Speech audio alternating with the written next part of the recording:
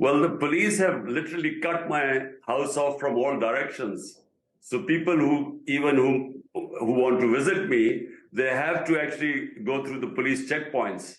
So, it means there's going to be yet another operation. I've had about 3 or 4 operations on my house. But this time the government announced that there were 40 terrorists holed up in my house. And that was going to be the pretext. I mean, they are by terrorists, I suppose, they mean the violence that was sparked after your last arrest. I mean, just to clear this up, I mean, did anybody in your organization have any role in organizing that, in orchestrating that? Did they know it was happening? Did they take part in it? What were the events?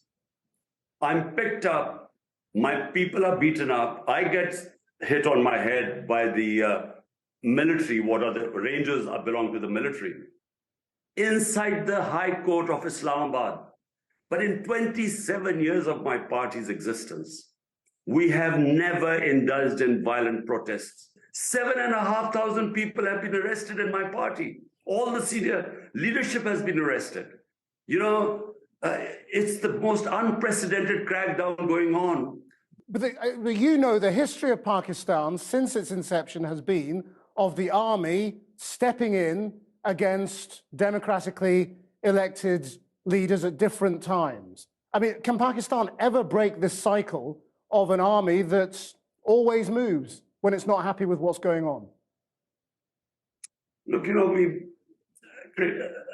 we started off as a security state.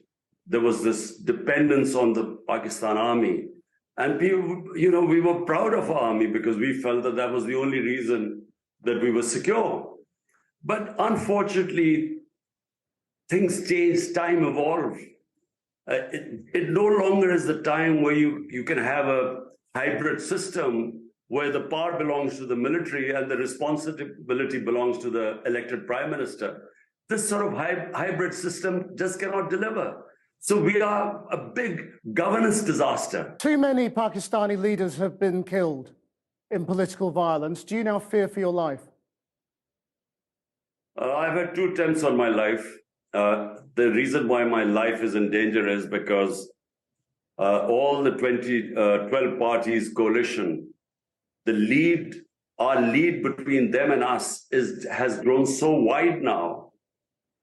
Since we were ousted from power in the last few months, out of the 37 by-elections, we have swept 30 of them. They do not want to see me in power. And therefore, either they will, the thing is either to remove me through put me in jail, disqualify me, or have me killed. You've spent 30 years pledging to rid Pakistan of corruption. Have you failed ultimately? No, well, 27 years I started my movement, which was for rule of law, basically. When you don't have rule of law, you have corruption. Reason why the developing world is poor, because they don't have rule of law. The powerful are above law. And when you look back at your time in power, do you think there is more that you could or should have done to take on these powerful forces within the country? Well, with hindsight, when I won the election and I had a coalition government with a thin majority, I should have called for re-elections.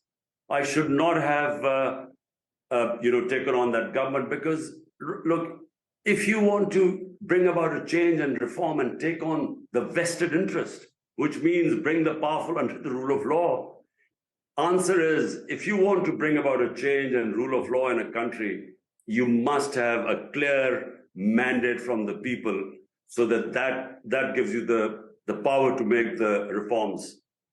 Imran Khan, thank you very much indeed. Pleasure. Thank you for your time. Well, our Foreign Affairs correspondent, Sekunda Kamani, is in Pakistan for us now. What's the latest and what happens if he is arrested again? Well, Krishnan, the latest we're hearing from outside Imran Khan's house is that there are still some police who are stationed there, but the number has been reduced. It doesn't seem as if they're going to make an attempt to enter that house tonight, although, of course, the situation is fluid. Imran Khan, for what it's worth, does have bail in all the cases he's currently facing. He's in fact due in court tomorrow. Certainly a major crackdown against his supporters has been taking place in recent days, with thousands of them detained. We've seen these bizarre scenes where some senior politicians from his party have been arrested, then ordered to be released by the courts, only to be detained once again almost immediately by the security forces. The military here has said that it's going to try some of those accused of taking part in the unrest in its own courts. And, well, many people believe that ultimately it's the military that's driving this crackdown, which has an element of irony to it, because prior to this, well, the military was accused of supporting Imran Khan when he was in government and supporting a crackdown on his political opponents, the people who make up the current government. Now, the big question really is, how can this current standoff be resolved? Because at the moment, it seems as if neither side wants to back down. Seconder Kamani in Islamabad.